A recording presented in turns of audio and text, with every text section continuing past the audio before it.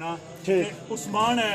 उस ग्रां चू है ये बड़े नाल होना इसकी पता हो जो एक आम बंदे नाल भी महकमा ज़्यादती करे मैं इंसाफ पहुंचने तक मैं केस बंद ना करना सर सुनो शहजाद मने नाल 15 साल हो गए उसी की पता भाई ये महकमे नालों ज्यादा है आपे की से होनी है इंसाफ ना ताबत ये उस चीज़ा विच चलना है तुसा सारियां की पता लगे तुसा ना मामला तय होया मेरा नहीं होया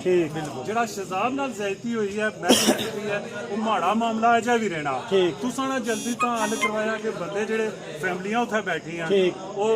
बच्चियां बच्चे सारे उत्थे विच है असा ने भी रिक्वेस्ट सुनो ना असा 6 घंटे तो इत्थे दलील हो रहे हैं ठीक है हड़ताल की है इस हड़ताल माड़ी सुनो ना माड़ी सुनो असा तुसा ने कहने तो हड़ताल स्ट्राइक खत्म करने ठीक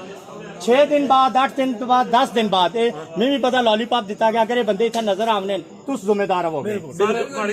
ठीक है जी उन्ना माड़े नाल वायदा कीता बिल्कुल ठीक है सर तुसा ने आखेदा असा लोटस शेयर का सुनांगे असा की बोतल हो गए में बना के असा जर्नलिस्ट सारे थे बोतल हो गए ने रिपोर्टिंग कीती है असा की नहीं कीती भाई रिपोर्टिंग इसना ये मामूली जा हाल है जे ये थोड़ी जी कोई चीज करन ना ये जेडे साहब बैठे ने जिन्हें सुना खिताब किया इन्होंने शक्ल तक सा था बेड़े किस तरह ये थाना साड़ा सर बिल्कुल ठीक है अस भी यही चाहने हैं अस भी यही चाहने हैं तुसा ने कहने था सुबह ने सामने तुसा की ये गल आख्या भाई ये मामला इन्हां बंदियां ना मुकनगा माड़ा जेड़ा मामले असा सारे इसी कैफिर किरदार तक पहुंचाएंगे ना असा इस मामले की किसी साइड दा लांगे बाकायदा तुसा नहीं पता होगा बेशुमार बंदे हैं जफर बीरबल साहब अंदर बैठे ने सा कुछ नहीं मनी असा असा इस मामले नाल मैं पता है कि अल्लाह नी जात है सब तू बड़ी बस तू इसने जिम्मेदार हो अगर